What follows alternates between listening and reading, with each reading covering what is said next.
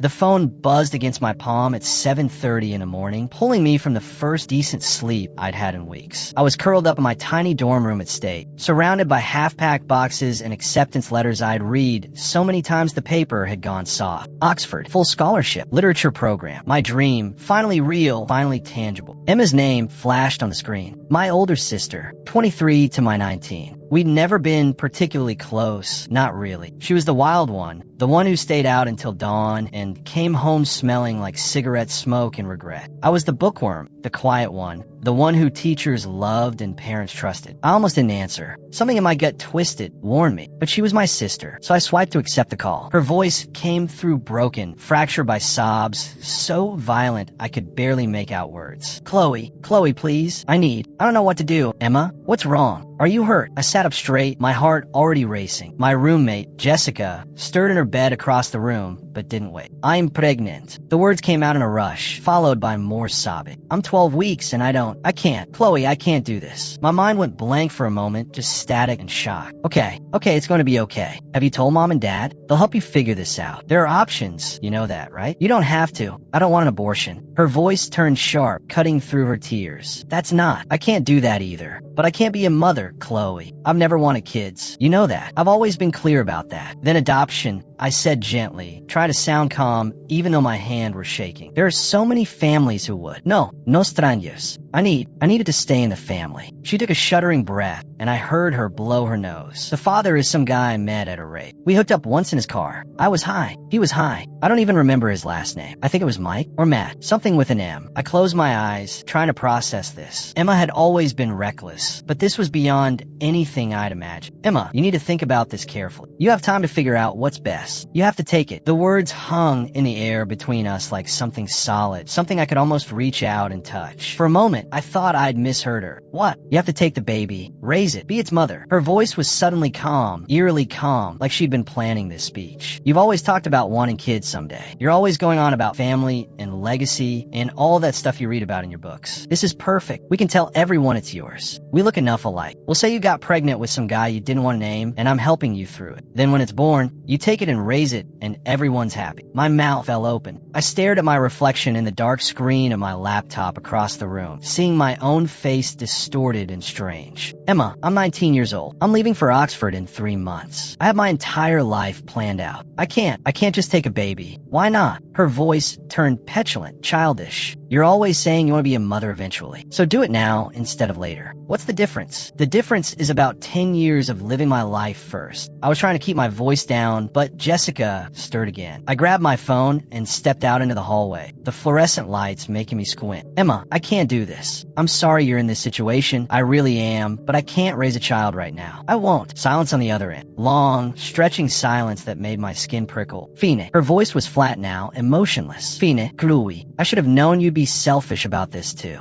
You've always put yourself first. That's not fair. The line went dead. She'd hung up on me. I stood there in the empty hallway, my heart pounding, my mind racing. Part of me wanted to call her back, to explain more gently, to help her understand. But another part of me, the part that had spent 19 years watching Emma manipulate our parents and twist situations to her advantage, knew that nothing I said would matter. I went back to bed, but I didn't sleep. I just stared at the ceiling, watching the shadows shift as dawn broke outside my window. The next call came from my mother at 9 a.m. I was in the shower, so I missed it. Then another at 9:15 and 9:30. By the time I got out and checked my phone, I had 7 missed calls and a text that simply said, "Call me now." My hands were still wet when I called her back, water dripping onto my phone screen. Chloe Marie Thompson, what the hell is wrong with you? My mother's voice exploded through the speaker before I could even say hello. Your sister calls me in tears, absolutely hysterical, telling me you refused to help her? That you told her to figure it out on her own? Mom, that's not what I said. She asked me to take her baby and raise it as my own. I am 19. I'm going to Oxford. I can't. You can't, or you won't. My mother's voice was ice cold now. That tone she used when she was truly angry. Your sister is in crisis. She's pregnant and scared and alone, and you're her only sister. Family helps family, Chloe. That's what we do. I'm helping. I told her I'd support whatever decision she makes. Adoption, keeping it, whatever. But I can't take a baby right now. That's not reasonable to ask of me. Not reasonable. My mother laughed, but there was no humor in it. You know what's not reasonable? Abandoning your sister when she needs you most. She's thought this through, Chloe. She knows she can't be a mother, but you've always wanted children. You're always reading those parenting books, talking about the family you want to have someday. This is your chance. I felt something cold settle in my chest, heavy and dark. Those are dreams for the future, Mom. For when I'm 30 and established and ready. Not now. Not when I'm about to start my degree. Oxford will still be there. Education can wait. Family can't. No, the word came out stronger than I expected. No, Mom, I'm not doing this. I'm sorry Emma is in this situation, but I didn't create it, and I can't fix it by derailing my entire life. If you get on that plane to England, Chloe, don't bother coming back. My father's voice suddenly cut through, and I realized I was on speakerphone. If you abandon this family, you're not part of it anymore. Do you understand me? My throat tightened. Dad, I mean it. Your sister needs you. Your mother and I will help, of course. We'll babysit. We'll contribute financially. But Emma can't do this alone, and she's chosen you to help her. If you refuse, if you're that selfish, then I don't know who raised you, but it wasn't us. Tears were streaming down my face now, hot and angry. You're asking me to give up everything I've worked for. We're asking you to be a decent human being, my mother said. We're asking you to put family first for once in your life instead of your books and your grades and your precious plans. Think about it, my father added. Really think about what kind of person you want to be. They hung up. I stood there in my towel, water pooling around my feet, and cried until I couldn't breathe. Jessica found me like that 20 minutes later and held me while I sobbed out the whole story. That's insane, she said, her eyes wide. They can't seriously expect you to do that, but they did. And they weren't done trying to convince me. The calls continued every single day, sometimes multiple times a day. My mother would call during my classes, leaving long voicemails about family duty and responsibility, about how Emma was struggling, how she was depressed, how this was all my fault for being so stubborn and selfish. My father's messages were shorter but sharper. Still planning to abandon your family? Hope Oxford is worth losing everyone who ever loved you. Your sister cries every night because of you. The family group chat, which had always been relatively quiet, suddenly exploded with activity. Cousins I barely knew weighed in with their opinions. Aunt Marie said I was breaking my mother's heart. Uncle Tom said I was setting a terrible example for the younger kids in the family. My grandmother, who I'd always been close to, sent a long message about how disappointed she was in me, how she'd thought I was different, special, kind. Every notification felt like a knife. I started leaving my phone in my dorm room when I went to class, but then I'd come back to dozens of messages, each one more guilt-laden than the last. Emma herself called me every few days, her approach cycling between sobbing please and colding. Please, Chloe, I'm begging you. You're ruining my life. I thought you loved me. I'll never forgive you for this. I tried to stand firm. I tried to remember that I had the right to my own life, my own choices. But the pressure was crushing. I couldn't eat. I couldn't sleep. My grades started slipping for the first time ever. My professors noticed, but I couldn't explain. How do you tell someone that your entire family is trying to force you to take a baby you don't want? Jessica was my only support, and even she started to look worried. Maybe you should talk to someone, she suggested gently, like a counselor or something. This is really affecting you. I did. The campus counselor listened to my story with increasingly wide eyes and then said something that stuck with me. You know, this is emotional abuse, right? What they're doing to you. I never thought of it that way. They were my family. They loved me. But the counselor showed me articles, definitions, patterns of manipulation and coercion. And slowly, I started to see it. This wasn't love. This was control. I decided to hold my ground. I would go to Oxford. I would live my life. Emma would figure out her situation, with or without me. But Emma wasn't done. I came back from my British literature final one afternoon in late April to find my dorm room transformed. Where my desk had been, there was now a white wooden crib fully assembled with a mobile of little stars hanging above it. A changing table was set up against the wall. A rocking chair sat in the corner. Bags of diapers were stacked next to my closet. Jessica was sitting on her bed, her face pale. It was all delivered while you were at your exam. The delivery guys said it was a gift. I tried to tell them there was a mistake, but they had your name on the order form. I stood frozen in the doorway, my backpack sliding off my shoulder. The crib was beautiful, expensive looking, the kind of thing you'd see in a magazine spread about perfect nurseries. And it was sitting in my college dorm room like some kind of sick joke. I called Emma. She answered on the first ring, her voice bright and cheerful. Did you get the furniture? I picked it all out myself. I thought you'd like the stars. You always loved stars when we were kids. Emma, what the hell are you doing? My voice was shaking. You can't send this stuff to me. I told you I'm not taking the baby. Oh, Chloe. She sighed like I was being difficult about something trivial. You'll change your mind. I know you will. And when you do, you'll need all this stuff. I'm just being practical. You're welcome, by the way. I'm not changing my mind. I was shouting now, and I didn't care who heard me. I'm going to Oxford in 3 months. I'm not raising a child. Send someone to pick this stuff up, or I'm donating it. If you donate my baby's furniture, I'll never speak to you again. Her voice went cold. That's a promise. Good. I screamed. Maybe that would be better for both of of us. I hung up and immediately called a charity organization. They came the next day and took everything. I documented it all with photos, some instinct telling me I might need proof later. That night, I made the Facebook post. I've been thinking about it for weeks, but I've been too scared, too worried about making things worse. But I was done being scared. I was done being manipulated. I wrote out everything. The whole story, from Emma's initial call to the furniture showing up at my dorm. I explained that I was 19, that I was going to Oxford, that I had repeatedly said no and been ignored. I explained the pressure, the guilt trips, the constant harassment. I ended with, I love my family, but I will not be raising Emma's baby. This is my final answer. I'm going to Oxford in 3 months, and I'm going to live my life. I hope Emma finds a solution that works for her, but that solution cannot and will not involve me. Please stop contacting me about this. Then I hit post and systematically went through my Facebook friends list, blocking every family member. My parents, Emma, my grandparents, aunts, uncles, cousins, every single one. Then I blocked their numbers on my phone. The silence that followed was eerie. For the first time in months, my phone wasn't constantly buzzing. I could breathe again. It lasted 2 days. I was coming back from the library, my arms full of books for a research paper, when I heard shouting from down the hall. My stomach dropped. I knew that voice. Emma was at my door, pounding on it with both fists. Chloe, open this door right now. You can't just block me. You can't just ignore this. Jessica was inside. I could hear her saying something, probably telling Emma I wasn't there. But Emma wasn't buying it. I know she's in there. Chloe, you coward. Face me. I stood frozen at the end of the hallway, books clutched to my chest. Other students were peeking out of their rooms, watching the scene unfold. Someone had their phone out, recording. Emma started kicking the door. You ruined my life. You selfish bitch. All I asked was for you to help me, and you turned the whole family against me with your lies. That snapped me out of my paralysis. I pulled out my phone and called campus security, my hands shaking so badly I could barely dial. They arrived within minutes. 2 officers who approached Emma cautiously.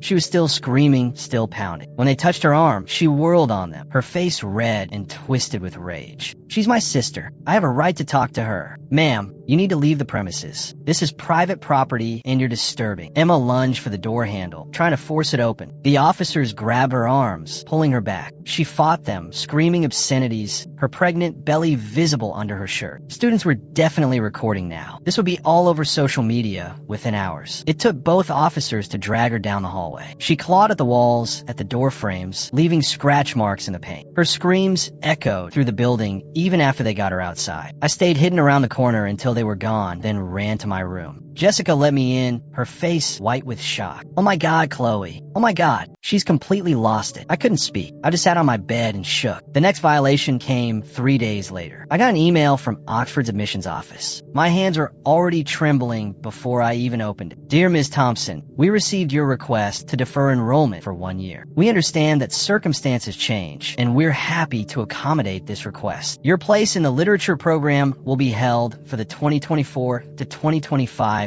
academic year. Please confirm receipt of this email. The world tilted. I read it again and again. The words didn't change. I never made that request. I would never make that request. With shaking fingers, I tried to log into my Oxford portal. Incorrect password. I tried again. Same message. Someone had changed my password. It took me 2 hours on the phone with their IT department to regain access. When I finally got in, I saw it all. The deferral request had been submitted 4 days ago from my account, using my student ID number and personal information that only someone close to me would know. Emma. It had to be Emma. I immediately sent an email to admissions explaining that this was fraud, that I had not made this request, that I would be filing a police report. They were understanding, but cautious. They said they'd need official documentation that this was identity theft before they could reverse the deferral. I went to the police that afternoon, filed a report for identity theft and harassment, gave them copies of Emma's messages, recordings of her calls that I'd started making after the furniture incident, video from other students of her screaming in my dorm hallway. The officer taking my report looked grim. This is pretty serious, he said, especially the Oxford thing. That's fraud. We'll investigate, but I have to tell you, family cases like this are complicated. She's your sister. Proving malicious intent can be difficult. She's trying to ruin my life because I won't take her baby, I said flatly. How much more malicious can you get? He didn't have an answer for that. Oxford Admissions reversed the deferral after I sent them the police report, but the damage was done. I was constantly anxious now, checking my email obsessively, changing all my passwords, looking over my shoulder. Emma had proven she could reach me even through my blocks, even through my defenses. I started sleeping with my door locked and a chair propped under the handle. Then the court documents arrived. They came via certified mail, official and terrifying. I had to sign for them, my signature shaky and barely legible. Inside was a petition for adoption. Emma had filed legal paperwork to have me listed as the adoptive parent of her unborn child. I read through it in disbelief. She'd lied in sworn statements. She claimed that I was infertile and desperate for a child, that we'd had extensive discussions about this arrangement, that I'd agreed to take the baby and had only recently gotten cold feet due to my education plans. She'd even included fake text message screenshots, obviously doctored, showing me begging her to let me adopt the baby. I felt sick, actually physically sick. I barely made it to the bathroom before I threw up. This was beyond harassment now. This was legal action. If I didn't respond, if I didn't fight this, a judge might actually grant her petition. I could be legally designated as this baby's parent against my will. I spent most of my savings on a lawyer. Money I'd earned working 2 jobs throughout high school, saving every penny for Oxford for my future. Now, it was on illegal fees to fight off my own sister. My lawyer, a sharp woman named Patricia Chun, listened to my story with a carefully neutral expression. When I finished, she leaned back in her chair and said, "This is one of the most clear-cut cases of harassment and attempted coercion I've seen. You have documentation." I showed her everything. The recordings of Emma's calls where she'd beg and threaten. The messages from my family. Photos of the furniture. The police report about the Oxford incident. Testimony from Jessica and other students about Emma's breakdown in the dorm. Patricia smiled. "We're going to destroy her in court." The hearing was scheduled for early June, just 2 weeks before I was supposed to leave for Oxford. Emma showed up with our parents, all of them dressed formally, looking like the perfect concerned family. More blood on the bathroom floor. The image was grainy, but clear enough. Too clear. My hand started shaking so violently, I nearly dropped the phone. "Emma, what did you do?" "I got wasted last night." Her voice was dreamy now, distant. I went into the bathroom, and I started punching myself in the stomach. Over and over and over. "It hurt so much, Chloe," but I kept going. "I had to. You forced me to." Ball rose in my throat. No, Emma, I didn't force you to do anything.